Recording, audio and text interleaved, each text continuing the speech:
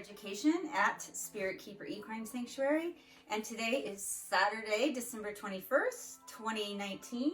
I'm about to get Talsetti out of his enclosure. He's wide awake, as you can see, and ready to come out. He's been doing a little swimming, and he last ate on December 11th, so I can tell you that because it's been 10 days, he thinks it's time to eat tonight. And I'm going to feed him either tonight or tomorrow, but for this installment of Super Dwarf Sunday, I just wanted to show you how I'm currently approaching getting him out of the enclosure since, what has it been, 3 weeks ago or 4 weeks ago now maybe, I fed him in his enclosure, and then the next time I went to get him out, he came launching himself out of the enclosure like he was going to get fed or eat or somehow magically find food at the end of that strike. And so I have been carefully getting him out and making sure he knows that he's not feeding. And what we did last week is we introduced him for the first time to our large exercise space, and he wasn't exactly too thrilled about that. The first thing he did when he got to the large exercise space was hide in the first spot that he could find. And so what we're going to do now is I'm going to get him out and make sure that he's cool with being handled, which he is. And as you can see, I only use the hook for a second, and then I just go ahead and reach in like I used to and get a hold of him, as long as he's not showing any feeding behavior, as long as he's not showing any red zone behaviors, which would be erratic fleeing, which would be striking, hissing, behaviors that would indicate he's really fearful and doesn't want to be messed with. But since he was already at the door and out and being active, he's soaking wet, so he's been swimming, it was a good time to get him out. What we're going to do now is we're going to introduce him to a wooden snake tree that we have, which is a new exercise item that he's never seen before, and we're going to see how he reacts to that. Okay. This is a wooden snake tree that was actually made custom built for birds.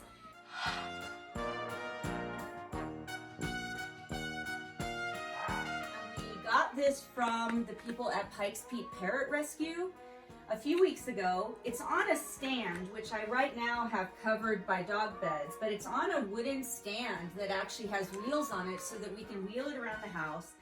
It's very, very light to carry, and I thought it would be perfect for our semi-arboreal snakes to perch on, to exercise on, and just to temporarily hang out on, maybe while we're cleaning enclosures or doing other things. Now, this is the first time that Talsetti has been out in this particular room, and this is the first time that he's being introduced to this snake tree, formerly a bird tree, and we're just gonna see how he reacts to it. Normally, when I introduce an animal to an item for the first time, I just stand nearby it and I see what the animal does on their own.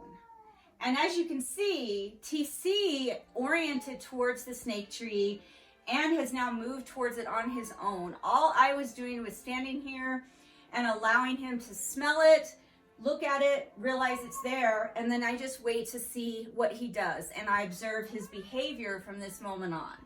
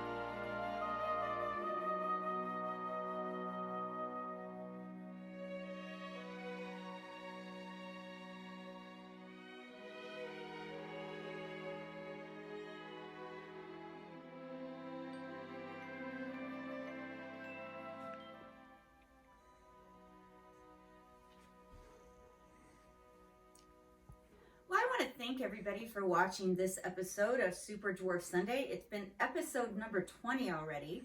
And in this episode, you got to see Tau Ceti use this snake tree for the very first time.